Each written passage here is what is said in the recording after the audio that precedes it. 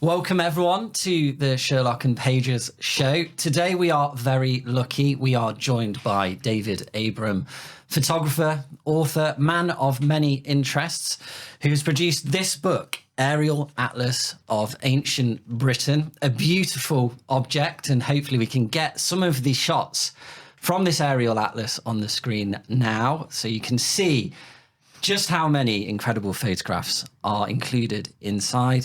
And the text is fascinating. We're going to be discussing all of this today with David. Welcome, David, to the show. Thank you. Pleasure to be here. And thank you so much for sending me a copy of your book before we'd even opened the doors. That's true. At Sherlock I Pages. did. Well, I knew you were a kindred spirit even before you knew I was one.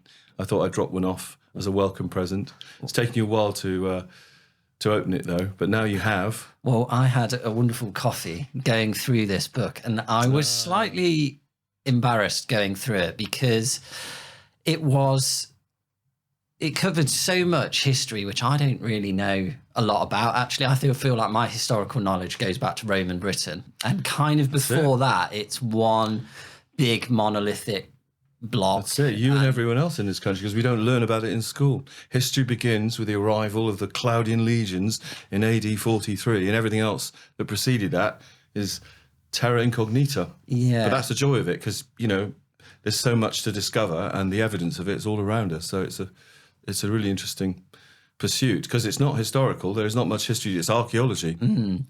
So it's been a great journey for me, because when I started out learning about it, I didn't know anything about it either. I didn't do an archaeology degree. What was the spark that initiated the production of this aerial atlas? And did you envision a project this big when you started? No, of course I didn't. No. Well, look, there was already an interest right from childhood, because I grew up in Wales among these sites, and my grandparents' ashes were scattered on a Bronze Age burial mound, and I was always into exploration as a kid. So I just used to make my way to these places on the map. And then later in life, when I started using drones for making videos, I started taking them with me on these trips, you know, on the weekends to see what these sites look like from the air, just out of curiosity. And I was amazed by how spectacular they often were. And as a photographer, it was just exciting to be getting interesting images. And then that was the gateway. And then it just developed. The more I refined my technique photographically, and the more I learned about the sites from doing research, the richer the whole experience became, and the more sort of therapeutic it became. But the driver, I think, was probably when I started posting these pictures on Instagram. I already had an account for my travel photography, which is what I was doing before.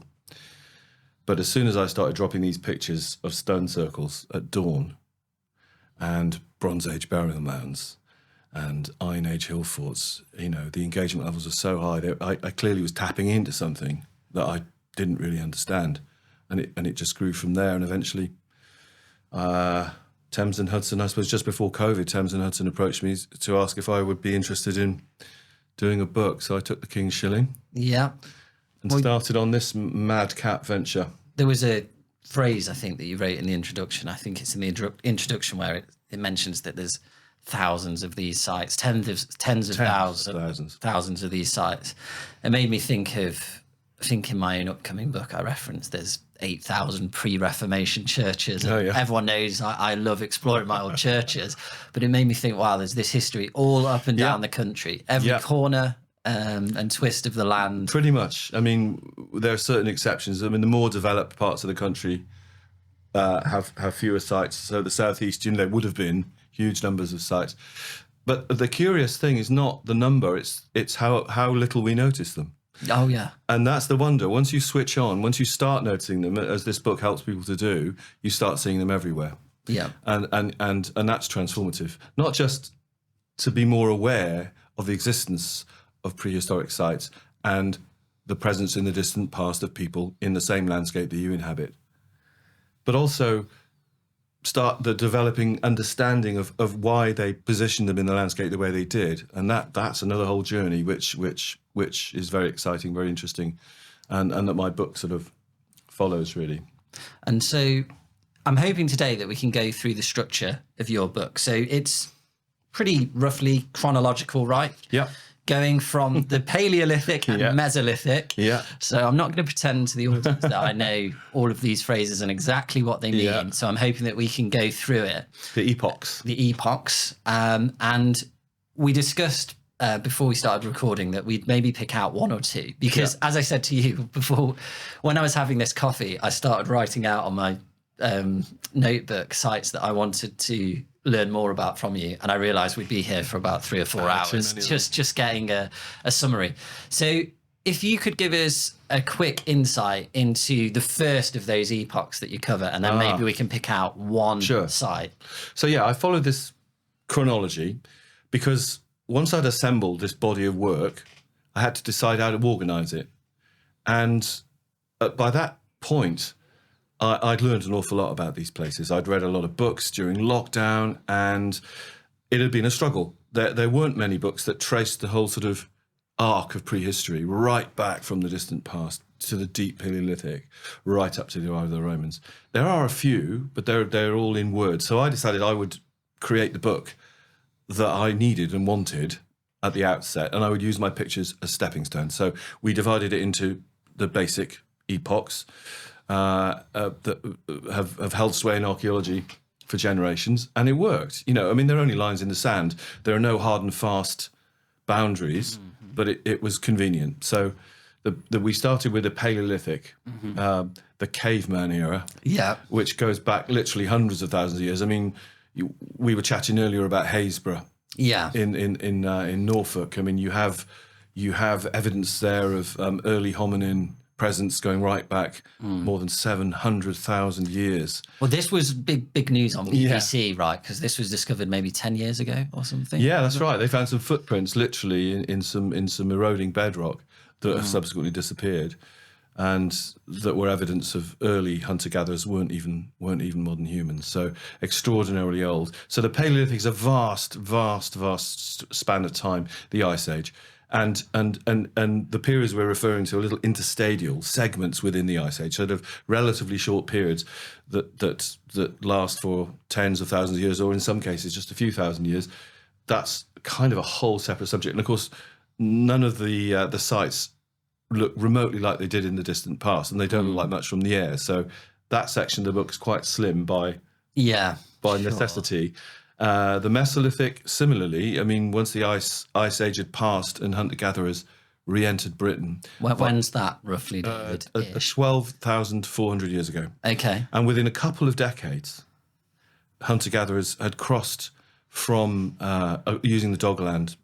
So can you explain Doggerland to people who aren't familiar? Yeah, Doggerland. Briefly. It's a kind of land bridge that existed between the continent.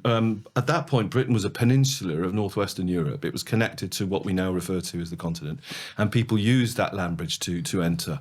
And then 6000 BC, the water levels rose again and flooded Doggerland. And still, Mesolithic tools and artifacts are washing up from Doggerland. There is a whole subterranean, subaquatic world, underwater. So the North Sea is relatively shallow. Well, and Doggerland is particularly shallow, and on both sides of it, objects are washing up, and archaeologists are exploring that underwater world now and finding out how sort of intensively hunted it was. But again, you can't photograph that. But I did include photographs of the sites as they look today. Yeah. A few of them in that early period, just to sort of complete the picture. So that's the Paleolithic. And one of the most interesting Paleolithic / early Mesolithic sites in Britain is not far from where we're talking now at Cheddar Gorge. Cheddar Gorge. We'll get it on the screen. I'm going to look it up in the copy that you kindly gave me. Yeah, so Cheddar Gorge is a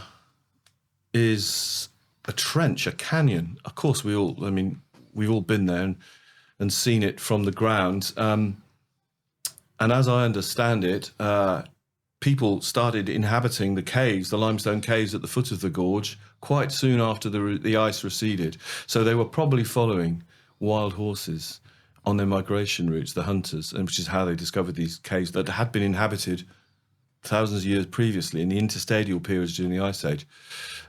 So it's an extraordinarily rich archaeological area. Most of the artifacts that were found are now on display in the caves, in the museum and in Wells Museum. But from the air, it doesn't look much. So I took this picture, which you can see in the book, looking straight down at the road as it wiggles through to just sort of give an impression of how sort of craggy it was.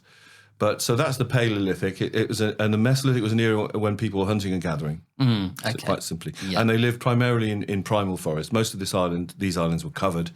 Britain was covered in primal forest, and people were hunting auroch, wild horses, wild pigs, and they were not sedentary. They were mostly nomadic. They were moving around with the animals that they were hunting for most of the year. Okay. That's the Mesolithic. So if people come down to Sherlock and Pages, they can go on for about an hour. Yeah. Down to Cheddar Gorge. Yeah. It's a beautiful place. Yeah.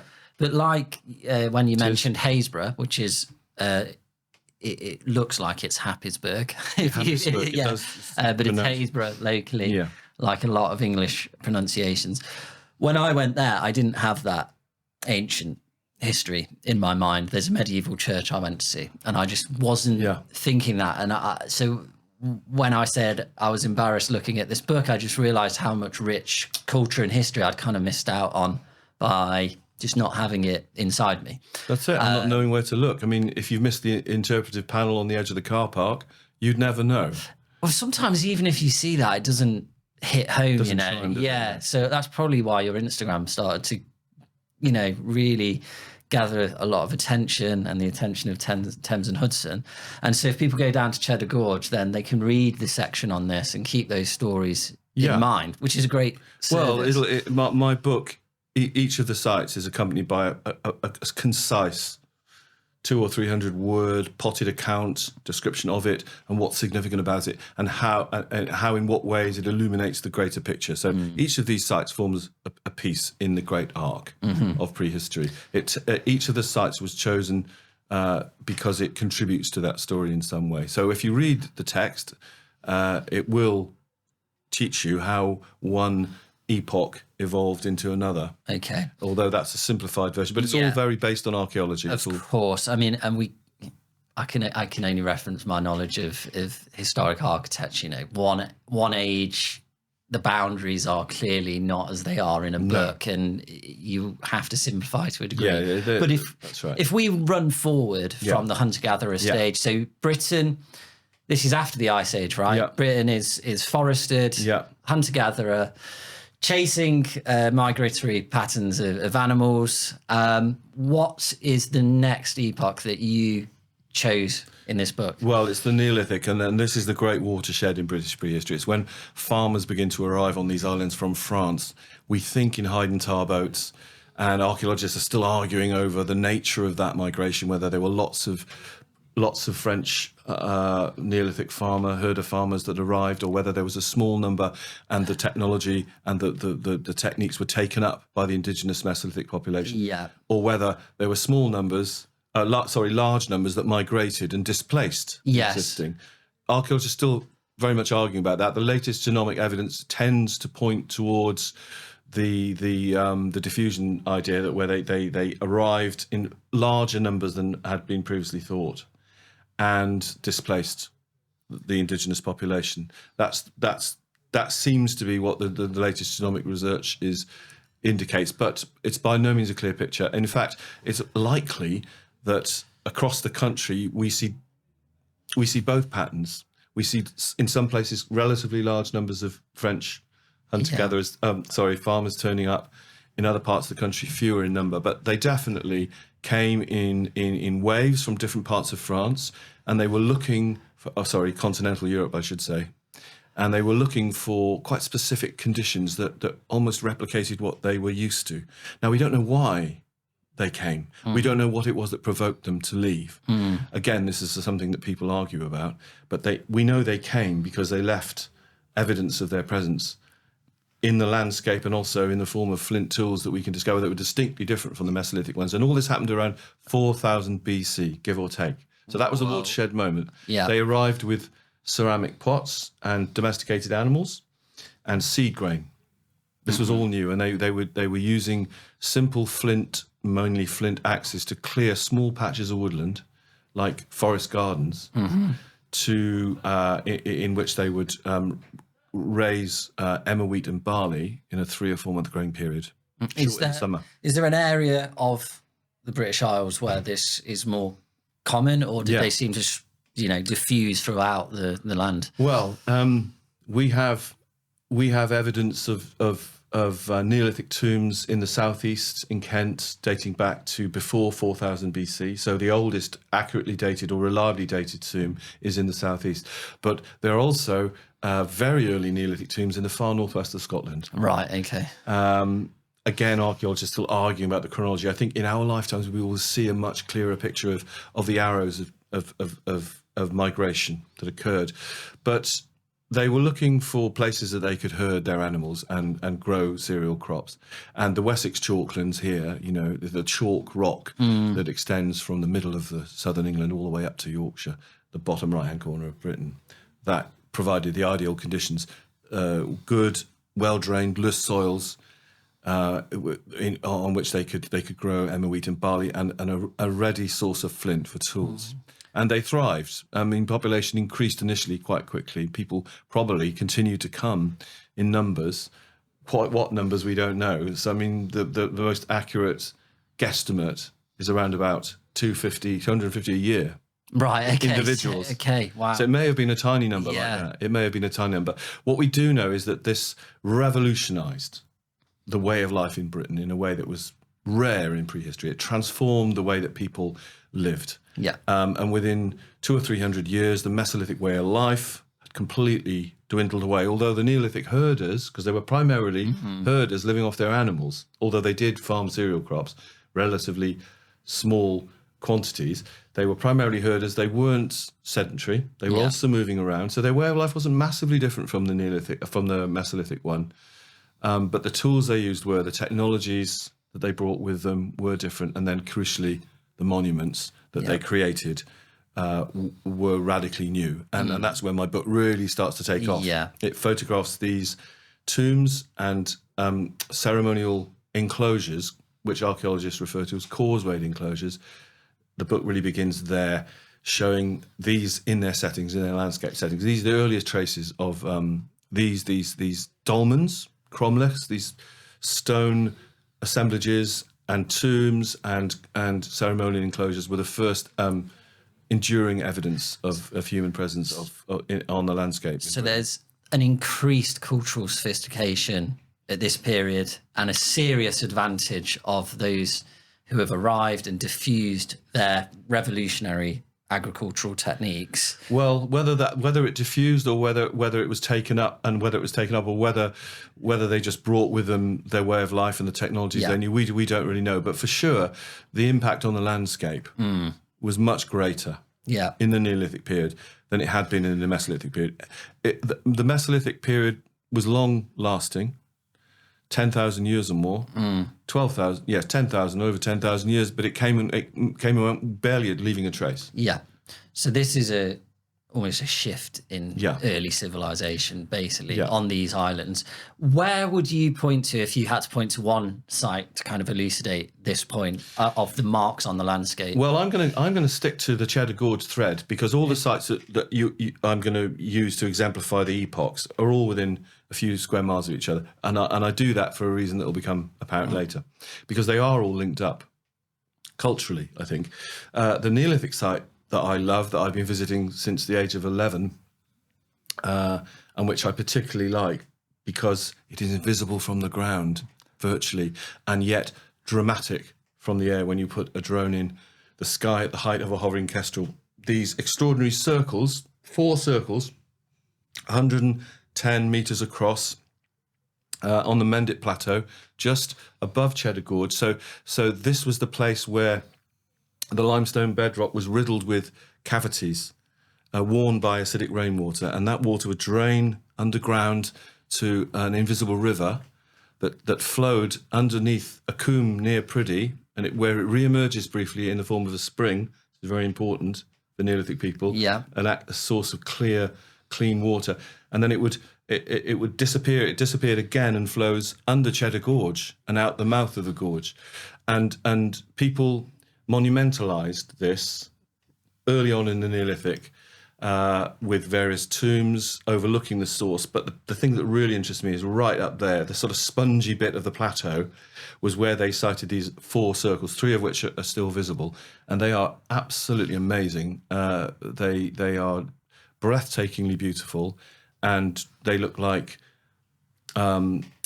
echoes from a lost world, which is exactly what they are. And we know that those shafts, that those cavities in the bedrock were venerated by Neolithic people because they were clearly lowered. People were lowered into these shafts because we can see polished stone axes and sherds of pottery deposited inside them, along with the bones of long extinct animals such as cave lion and mammoth and woolly rhinoceros and hyenas and right. all these bones have been sifted through, and so they venerated that, probably because they believed that these were openings to the underworld. And excuse my naivety, but is there huge academic debate ongoing about exactly what these sites represented, and also why the circles? Why is it always stone circles? Is that known, or is there speculation? Yeah, I think circles are emblematic in some ways of prehistory, aren't they? I mean, right from the beginning of the Neolithic period, those early farmers that arrived here, they created usually egg-shaped. They were rough. They were irregular circles using ditches and banks that they would carve, often 4 meters deep, out of the bedrock, and to create enclosures where they would gather to perform rituals and to trade, probably livestock. Who knows why they gathered? But often they were aligned with with celestial points on the horizon. Important like occasions like the solstice.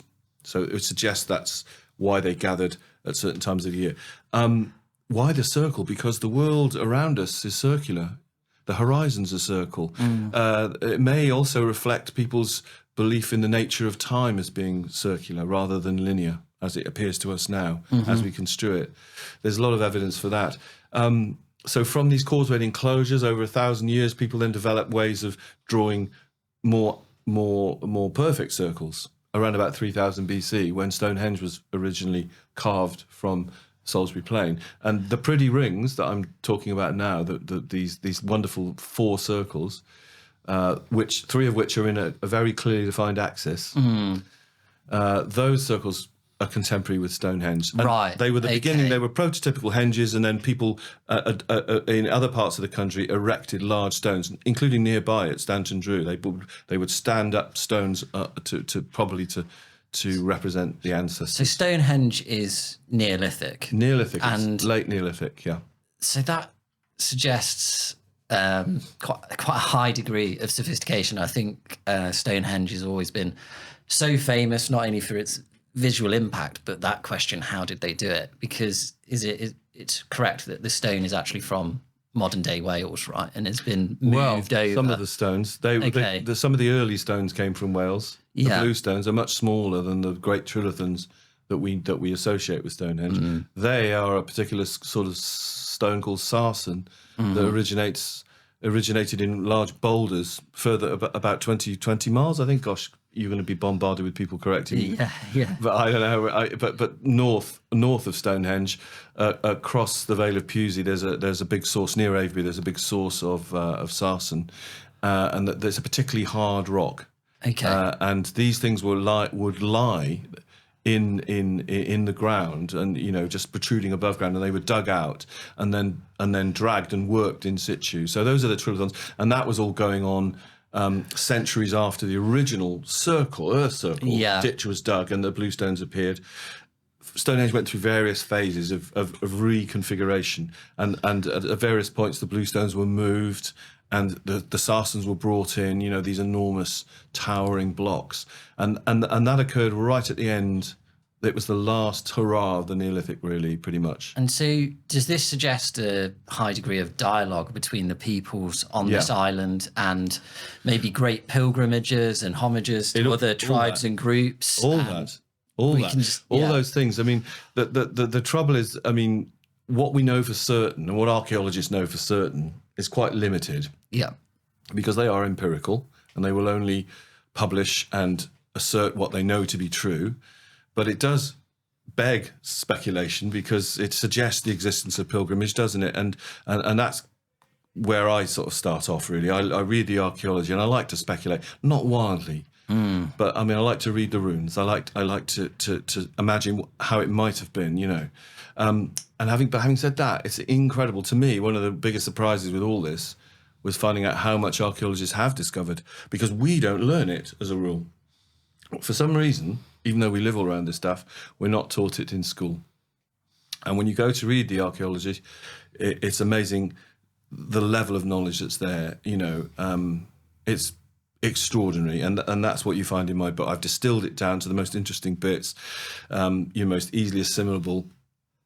So even with Stonehenge, you only get 300 or 400 words, lots of lovely pictures of it, but you know, it sketches how it fits into this wider arc, which was the last flowering, the great flowering of megalithic culture in Britain, alongside Avebury and the other megahenges, Mount Pleasant in Dorset. And then things changed quite rapidly. We start to see the arrival around about 2400 BC of a new sort of migrant into Britain. So this is the next epoch. This is the Bronze Age. Okay. And it's another watershed moment because they're bringing, for the first time, knowledge of metallurgy. Okay. And they're bringing shiny copper. They're bringing gold tresses. Where are they bringing this from? Well, the copper. We think that it was probably to search for copper ore that these first beaker people, as archaeology refers to them, from the Paris Basin, the Rhine Valley, that it was in search of copper that they originally came. And the knowledge of these pilgrimage routes would have permeated through Europe. There's lots of copper in Cornwall, right? There's not so much. There's some, most of it. So the earliest source of copper was Ross Island in Ireland. So they got there and they were quarrying vast quantities and smelting it in sight. So they're probably hearing whispers through all trade networks, and then they will have known about tin. Yeah, I mean, tin was the really tin valuable. In Cornwall. Tin right, comes from Cornwall. Yeah, they were coming looking for tin because tin was needed to make bronze, and the demand at that point was booming in the Eastern Mediterranean. So these people, whose roots lay in, well, different directions, Iberia, but also the Pontic-Caspian steppe, their culture. Pontic-Caspian steppe, so beyond Hungary. Okay. They were essentially transhuman pastoralist people. We know because they had lactose intolerance genes. Right. They were herders primarily, and their way of life then came into Britain with these early prospectors, whose graves are clustered around Stonehenge. Wow. And we'll come back to this later because this is my current area of interest. Yeah. Most of them have been built over. Most of them are only discovered through rescue archaeology. Right. So the most spectacular graves. So at this point, we move from the early Neolithic communal tombs in the landscape, the long barrows, a gradual. They gave up building tombs towards the end, and we don't know how they disposed of the dead, really, towards the end of Neolithic. But with the arrival of these people in the Bronze Age, we start to see the veneration of the individual in burial mounds. Right. Flat graves initially, but then burial mounds. And it seems that they venerated the same places as our Neolithic forebears, because large concentrations of these tombs, of these burial mounds around barrows, are clustered around Stonehenge and Avebury. So they followed the rivers, and they were clearly very mobile.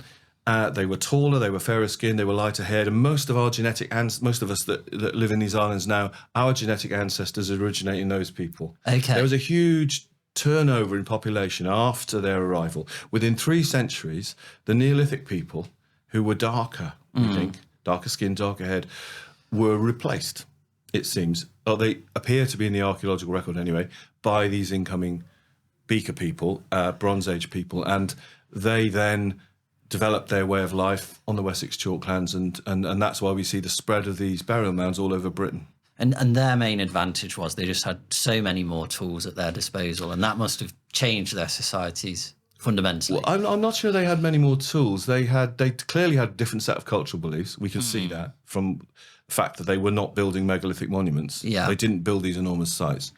We can see that they venerated individuals in death, and that their grave goods were of a high level of sophistication, beautiful objects, which I show in the book in many cases. Yeah. This book's unusual for pairing the sites, in some cases, with the objects that have been discovered in them. And often you go to books that talk about the treasures. Yeah. You see them in isolation, And you don't even see in the museums. But they were, of course, part of the landscape when they were found, in the early 19th century. What could we show? An object in a landscape? Well, I mean, a great example would be so one of the high status burial mounds near Stonehenge, probably the most famous, is the Bush Barrow, which was excavated in the early 19th century by Stourhead near here. Yeah. Richard Colt Hoare was a keen antiquarian, and he teamed up with a chap called William Cunnington from Heytesbury near Warminster. And between them, they excavated over 400 barrows with Colt Hoare's money, Cunnington's enthusiasm, and a team of navvies and labourers. And they recorded meticulously their finds, and they drew them. They employed artists to draw them, the objects that were discovered. And those objects now all reside in Devizes Museum in Wiltshire. Oh, wow. Which is a relatively little-known museum. Yeah. And whose collection of Bronze Age antiquities rivals anything anywhere in the world. The sort of crown jewels of prehistoric Britain reside in that museum. And one of the greatest cases, one of the most sort of memorable cases in that museum, it belongs to the Bush Barrow, which is quite half a mile south of Stonehenge, overlooks Stonehenge. And that barrow was excavated in, I think, 1809, possibly around about then.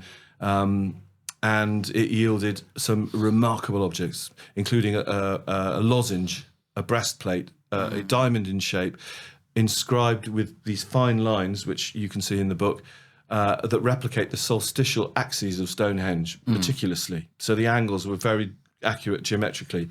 But also there was an amazing mace of polished fossilized sponge, and the handle was decorated with these bone chevrons. I mean, it's bewildering how beautiful and highly skilled the craftsmanship in that area was, and how the semi-precious stones that we use, Baltic amber and jet from Whitby and faience that may have been made here, but probably, blue glass may have come from Egypt. So people were trading objects in the Bronze Age. People were clearly mobile, very much more mobile. They had been crossing Europe to trade at that time, and we see that network expressed in the grave goods of the time. So my chosen site to represent that era is also near Cheddar Gorge, just to keep the thread going. Yeah. So overlooking the pretty rings, the four great Neolithic circles, are two linear Bronze Age cemeteries, which are absolutely beautiful. North Hill and Ashen Hill, just outside Priddy. And these, again, are sites that I've been visiting since I was a child, or a teenager anyway. And they are exquisite. They form these beautiful arcs, which appear to align with distant landforms like hills, Crook Peak in the distance. But they embrace an area of bog. This would have been on the edge of the levels, right? No, this was up on the Mendip Plateau. Okay. People in the Bronze Age gravitated to certain places, it seems, to bury their high status dead. Now, my current project that I'm working on focuses on these places, which I've called barrowlands. They're clusters, particularly dense clusters of funerary sites, but the ones on the Mendip have mostly been ploughed over. They're only in the archaeological record from previous generations, but there were many hundreds of them. It seems, along with Exmoor, along with spurs of the Black Mountains in Wales and other areas of Dartmoor, the southwest corners of these uplands were often favoured for their views, for the fact that they often faced the sea and the setting sun. Okay. And that reinforces this idea that the river was, to Bronze Age people, and probably to Neolithic people too, a kind of metaphor for life. The spring being birth, and the movement of the river being the twists and turns of life, and the arrival of the river at the sea, death, and the arrival at eternity. So for that reason, we see large numbers of Bronze Age cemeteries around sources of rivers, where you get important rivers in this part of the world rising, like the Wylye River and the Stour. You'll see large concentrations of sites. Do you get any sense of a cohesive religious belief throughout the island, or is that speculated on as well during that time, or do you sense that it was very diverse depending on where you were? Well, it does seem that for want of a better expression, religious beliefs, but let's call them cultural beliefs. Yeah. Because it has less, trappings, connotations. But people's cultural beliefs clearly changed around about 2400 BC with the arrival of the Bronze Age. Okay. And we see that in the landscape. But there was a big overlap between how the Bronze Age and the Neolithic people construed the world. Their way of life wasn't all that different. Mm-hmm. Their values were slightly different. There was a congruence, though. And for me, what's really interesting about that congruence is the way that they use landscape to accentuate experience. So they hadn't mastered the Gothic arch like the builders of Salisbury Cathedral had. So in order to generate that sense of theatre and drama, people used the landscape. I've just written an article for Countryfile magazine about this, about the neuroscience of awe, the importance of awe in religious experience. You feel that the minute you walk in the Salisbury Cathedral, but you also feel it when you arrive at Stonehenge by the traditional means along the avenue, which led from the river. Because it dips you down into this Winterbourne combe from where you cannot see the stones. And as you progress up the avenue, the stones facing you to the west are gradually revealed. And at the moment they are silhouetted above you on that ridge, it is awe-inspiring. I mean, I'm not a religious person, but the first time I ever saw that, I literally fell to my knees. I was sort of overcome with feeling. Yeah. And I realised that was exactly the intention.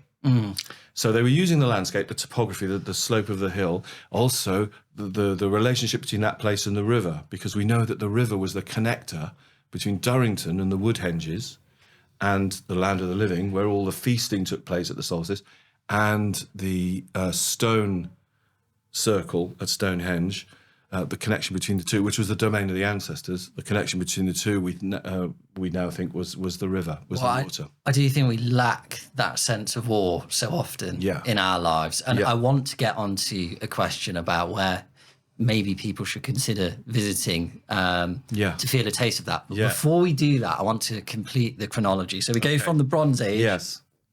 Well, so halfway through the Bronze Age, 1500 BC, it's all changed. We start to see the enclosure of land for the first time in Britain. The earliest reeves or land enclosure in Britain was in Dartmoor. But quite soon after 1500 BC, you start to see what they now refer to as Celtic fields, patchworks of enclosed land appearing all over Britain, particularly in the Wessex chalklands. So this is evidence of intensification of agricultural production. It also suggests that the emergence, which we see reflected in the grave goods from the earlier part of the Bronze Age, the emergence of a hierarchy. Okay. And an elite that may have been able to control access to that land and production. And we certainly know that there was a production of a category of bronze artifact. There were swords, there was parade armour, there was bling being made in very large quantities at this stage. We think for gift exchange. So people were feasting, they were hosting other people and forging alliances with other groups, and they were exchanging. And was a lot of this bling coming from lands far away? No, that was some of it domestic. was. Some of the dispersal maps of a lot of these swords do show, that the things were finding their way down through the river systems of France, back and forth. For sure, they were travelling just as they always had. The most beautiful objects that the Neolithic produced are these jadeite axes, the stone for which was quarried on the top of Monte Viso in the Italian Alps. Wow! And these objects were moved across the Rhone Valley and up the Garonne River, and they were polished, they were reworked, they were exported north, and their lives interlaced many generations. In the Bronze Age, the British artisan was king of Europe. In this part of the world, people achieved new heights with their production of metallurgy. Because we had a ready source of tin and copper. It was in good supply here. What should people see to exemplify that cultural achievement? Well, I was doing a talk in a little village outside the Mendips recently, in a little village hall, and signing books at the end. And this chap comes up and he pulls out a Bronze Age rapier and presents it to me. And there I am holding this thing, which I correctly identified as being as originating in 1700 BC. There's a beautiful sort of halfway between a sword, halfway between a dagger.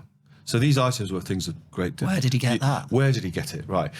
He dug it out of his kitchen. He was putting a new floor in his kitchen and he found it. And I said, that's amazing, because these things were built, were made for deposition, for placing in the ground. Because around about that time, as well as gift exchange, people started burying items of value, decommissioning them, breaking them, or damaging them if they were shields in some way. Or sometimes they would just make offerings of pins, but in Flag Fen in Cambridgeshire, for example, vast quantities of bronze items have been discovered that were clearly put into a river or a bog as an offering. Yeah. Often in liminal places where elements of water and earth and sky met. This is another really important concept for prehistory, which is why the pretty linear barocemeteries I refer to flank a bog. They're high up. They're the highest ground on Mendip, where the land touches the sky, and they're also where the water and the land mingle, and where the underworld emerges. Well, they were clearly fascinated by the places where things met, and often at those sites you have these depositions. This rapier was dug out of some land on which his house was built, and it was probably part of a larger consignment. I said to him, there were probably more bits, could be bits of gold in there. And his wife just went, no. Oh, no. Yeah. She said it took 3 months of hell while he did the kitchen. She was like, no chance. Sorry, guys, if you're watching. I love telling that story. But I'll give you a picture. You've probably seen it by now, of that lovely bronze rapier. So the swords from the Bronze Age are beautiful.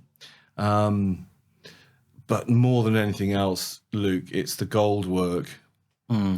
So this is when the Bronze Age reaches its apotheosis, the craft, the Nebra sky disk. It's a famous object. But also the mould cape in the British Museum. I think that's where it is full time. I mean, these items that were clearly objects clearly objects that were owned by high status people. They would have been, although there were no currency at this time and no coinage, they must have cost an immense amount of whatever they were trading, animals or... Where's that gold being mined? Do you know? Yeah, we do know, yeah. Yeah, no, it's amazing what they can find, what they were able to discover, how they can match up stone with the sources. Yeah. Is petroglyphic analysis is an amazing thing. Strontian testing of bones to know where people spent their early years is amazing. These isotopic tests. But for metal, yeah, they can, I'm not a scientist, but they are able to ascertain the sources, mostly in Ireland. Okay. So these beautiful lunulae, these crescent moon-shaped necklaces that we see often in Cornish graves, Harlyn Bay, for example, some of the loveliest ones were found. I think most of those originated in Ireland. The gold, mostly Ireland, but also Wales. Okay. And in Cornwall. There are various sources, but the biggest source for most of the Bronze Age was Ireland. Yeah. Okay. So after the Bronze Age, we go to the Iron Age. So the intensification of agriculture continues, and there are various changes that happen at this time. The end of the Bronze Age is marked by a deterioration in the climate. It gets a lot wetter, and we see people leaving the uplands in large numbers. So all these, Dartmoor was one of the most intensively inhabited parts of Britain at that time. There were tens of thousands of people probably living up there with their animals. But the amount of deforestation that occurred to burn fires for smelting metal and overgrazing, environmental overreach, basically, with the climate change, resulted in the spread of blanket bog and peat, drove big communities off the uplands back down into the valleys. This was a difficult time. It was very wet. What time are we talking? We're talking around about 1000 to 800 BC. And things started improving thereafter, which is when we see the Uffington White Horse. Yeah. That is another watershed monument in a sense. It's emblematic of a watershed time when we start to see the emergence, the arrival of iron and the usage of iron. Unlike bronze, iron wasn't adopted quickly.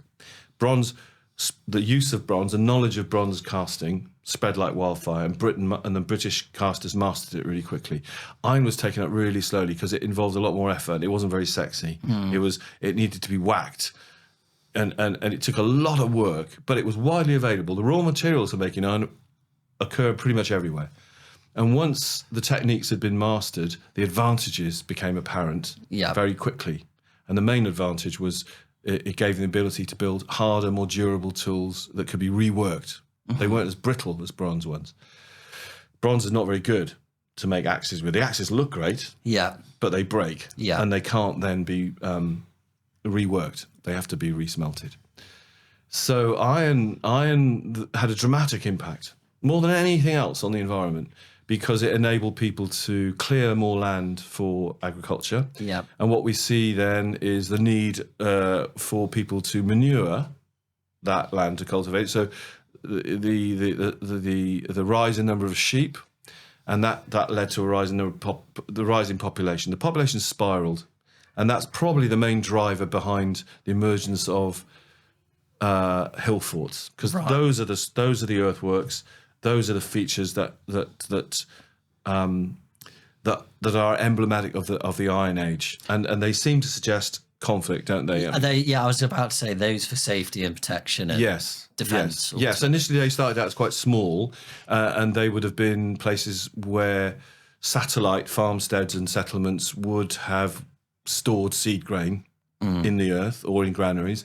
But over time, so we're talking 400 BC, they started to get bigger and bigger, and as the populations increased, they could fortify them in more spectacular ways with these enormous palisaded ramparts. Is this almost the birth of mini kingdoms? They were tribal. Well, we know from the coinage much later, from around 50 BC. When the Iron Age tribes of Britain enter history with the advent of Julius Caesar's account and Tacitus, and so that at that point the Iron Age tribes get names. But for sure they existed before. We just don't know what the names were. I once wrote to Barry Cunliffe, the great Iron Age expert of our lifetimes, who to ask which tribal groups he thought these amazing sites around here, not far from where we're talking now in Somerset, which tribes he thought they were related to. And he said, we don't know. I was amazed. He said, we have no idea. We know that they probably, when they probably originated, we can date them, but we don't know we know nothing. We don't know what the language, we know it was Brythonic, but we don't know what it sounded like. We don't know only echoes of the stories of the culture that was rich. We know from the objects that we see developing in the Iron Age, because the metallurgy became very sophisticated. People were taking styles, innovative and beautiful styles from the continent, and they were reworking them and adapting them and making them even more lustrous and lovely, and re-exporting them back to Europe. And these objects now fill glass cases in museums all over our country. But we don't know much about the culture that gave rise to these objects.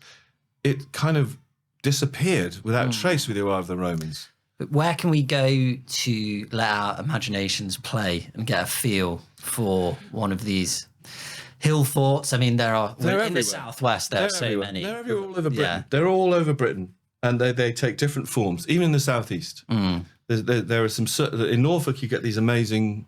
The Iceni made amazing round forts. The Iceni were the tribe that Boudica belonged to. Over here, some of the best in the world, certainly in Europe, are on our doorstep here around Warminster. They're enormous in scale. And then just a little bit further down the Wylye Valley towards Salisbury, they're circular, completely round. Yarnbury, for example, Yarnbury Camp just off the A303, dramatic one I went to recently to photograph, with poppies in flower next to it. That's a beautiful one. And Figsbury Ring nearby, and of course Old Sarum, which was the capital of Norman Britain when William the Conqueror's capital. That was originally a massive Iron Age hill fort, probably belonging to the Atrebates tribe. They're different. They're always round, those hill forts in that area. So it suggests that, well, the size suggests that they were up against something. We don't quite know what it was they were up against. Probably each other. It's more than likely that the scale of these hill forts, when they reached their peak in about 100 BC, reflected a threat. I'd always, growing up, assumed that they were a response to the Roman advance, they were more likely a response to the bow wave of the Roman advance. In other words, the effect on the Gauls. The push out. Yes, exactly. So the tribes in the southeast that were supplying the Gauls with what they needed to trade with the Romans, and subsequently the Romans, when they arrived in Gaul, had a huge impact on the southeast. So in the southeast, people left their hill forts, 100 BC. Yeah. They went down to river level, and they were all busily making luxury items. Okay. Metal items that they traded for wine and wine paraphernalia and fish paste and whatnot. But they were hives of industry. But the key, I think, is slavery was the key. I think these big hill forts here in the buffer zone between the impoverished west and the prosperous southeast, which has its roots in the Iron Age. I think we're here in the middle of the country in the buffer zone, and those enormous hill forts in Dorset particularly reflect the fact that they were being preyed upon. Raids for cattle and slaves. And it was a response to existential threat. What else can explain? You know, a lot of archaeologists believe that it was power projection, but I'm not so sure. I think, 3 levels of palisaded concentric ramparts involving the labour of hundreds and hundreds of people for months could only have been a response to that. Is that where you leave the story then, roughly 50 BC? Yeah, it all goes downhill with the arrival of the Romans, Luke. It all goes downhill. You know, all the nice sort of wavy non-geometrical lines, all the circles are replaced by right angles and straight lines. And for me, and that's where history starts. Well, but that's where history starts, and that's where you take over. I mean, It's a new avenue for me, and I'm really looking forward to going out to some of these sites. Where I had so many questions for you, but these photos are unbelievably beautiful, and you must have been getting up very early for some of them. I've got a clear light addict. Where would you say is a little bit off the known map that you've been to, kind of a hidden gem where you felt a particular resonance and emotion that you'd like to communicate with other people? Well, I'll be honest with you, I get that every week pretty much. At least once or twice a week I visit a site I've not been to before, and I'm always deeply moved by the fact of our ancestors having discovered a special place in the landscape that has a particular sort of quality that we have overlooked. So I could name literally hundreds, but I don't know. Off the top of my head, a beautiful site that never fails to inspire people is Boscawen Un Stone Circle in the far west of Cornwall. What a name. Oh, it's amazing. Is that in Penwith? Or? It's in West Penwith. Yeah. It's a small circle, so it doesn't have the sort of imposing quality of the great megalithic sites, Avebury and Stonehenge. It's small, but there's something about it. Those stones feel almost alive, and there's the central one is set at an inclined angle, and one of the stones is quartz, white quartz. I think for me, it's always the early Bronze Age sites that stand out. The other one I'd probably flag up would be Bryn Cadavanna in North Wales. Incredible name. It is a beautiful place, an incredible place. It's difficult to get to. It would have been always difficult to get to. The first time I went there was after being told about it by a farmer, and the track to it's quite sort of convoluted. I went up there in the dark in starlight, and I arrived at this extraordinary cairn with these outward inclined orthostats. And the place is well known by archaeologists and has been studied, but people talk about the stones. They talk about the specifics at ground level. But as the first rays of sunlight illuminated the scene to the north, and I looked through my drone monitor at where I was, I realised that these outward inclined stones were like outstretched fingers, and that the real significance of the site was the view. The panoramic view of Snowdonia is unparalleled in my experience. It's an incredible viewpoint, and that was precisely why they chose the spot, because they didn't have the means to create awe through architecture, so they used the properties of the landscape to accentuate the feeling, and it's a transcendental place. It's in another realm. It's in a higher realm. You're closer to the sky. The effort of getting there puts you into a different state of mind, and a lot of the time that I was photographing these places, I was going through some problems of my own, difficult phase of my life, and the reason why I did so much of this was because I felt sustained and restored by being in these places, and that was interesting. I totally relate to that. Yeah. That is the reason, or that's one of the main reasons for my church visits myself. It's walking through the landscape, immersing myself, and it definitely has helped me repair, heal, and sustain. Do you feel lighter when you've been out to one of these places? Yeah, I feel lighter. Different I perspective. feel like a greater perspective on time, and That's it. personal problems can be contextualized in that sense. So I can so relate. Well, I mean, I was just doing a study about that. I mean, there's been some academic study into the neuroscience of it in the past decade. And it seems that feeling of awe that we get from sacred places often does have a hugely beneficial effect on depression and anxiety. It certainly did for me. I didn't realise that was going on. I was suffering from various sort of inflammatory sort of conditions. I did notice that the next day, very often after being in an amazing place like that my aches and pains disappeared. And that's not magical thinking. This happens all the time. Yeah. And now I'm starting to understand the neuroscience of it. It makes sense. And people, the most amazing thing is that people 1,000 years ago understood that. They had a very, very good eye for place. They understood not just what the importance of what places look like, but how they operated on the body and how they changed our state of consciousness. And by going back to these places, you can experience that for yourself. And it puts you not only in touch with people in the distant past, but also the quality of landscape, the significance of certain places in the environment around us. And by engaging with that, you develop a much richer sense of belonging to a landscape. So if you engage in this pursuit around where you live, it deepens your connection with where you live, and it enhances your sense of belonging and of home. And that is one of the great casualties of modern life. We all tend to, we just obsess about our houses, don't we? Yeah. Our little boxes, and we adorn them, and we garden, and we obsess about them and spend money on them, huge amounts of money.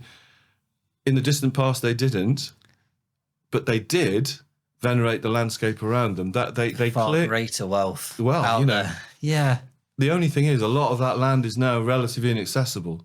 It's on farmland, not always easy to get to. It requires more of an effort, but by doing that, you will gain extraordinary riches. Well, people ask me, how do you find the energy to be going off at the weekends and evenings and doing this and that? Right? And in a way, when we have the discussion we've just had, it shows, well, it is energy expended on my part, but there's so much gain. Plenty back. There's so much gain for it. And so that's why it's almost a need, a requirement to find that peace and solitude, reflection. I totally agree. Yeah. I was looking at my garden today. It's in a lamentable state, right? The nettles are up to here. It's so overgrown. And the reason it's overgrown is because I'm much less inclined to spend time there pulling up weeds than I am wandering around the military range on Salisbury Plain looking for Bronze Age burial mounds, because I just feel so much richer for it. And I never forget these places. The experience of being in them, particularly in the evening as the sun is setting or early in the morning, becomes knitted into my being as part of me. And I'll be frank, when I first moved to this area 25 years ago, as someone that had grown up in Wales around mountains and sea, this part of the world with this extensive monocultural farmland did feel a little bit impenetrable, didn't really feel like home.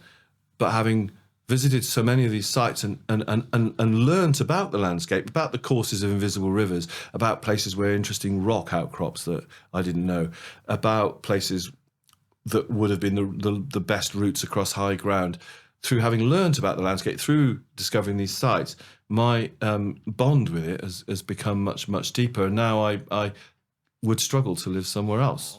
It'd be absolutely lovely if we could go out to one of these sites that maybe not so far away that we could show people on camera. Maybe maybe we could do an external episode of the Sherlock and Pages show. Let's do a pagan post. Okay, I think people would love that. They would. Your viewers wouldn't get upset by the stone worshipping.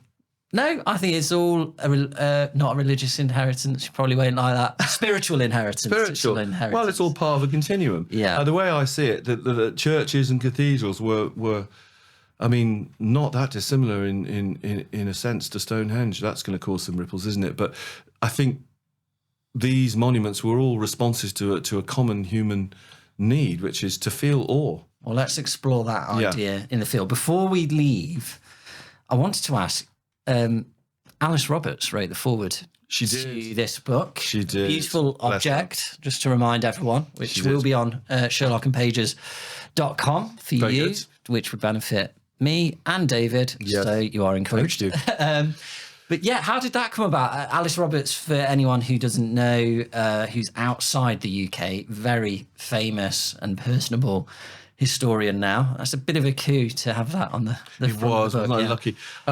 So Alice has a chair. She's a professor of engagement in science in Birmingham University, or was. I don't know if she still is. Probably still is. So she, as someone who is an artist herself and has a great interest in archaeology, although she's essentially an anatomist, that's her background in medicine anatomy.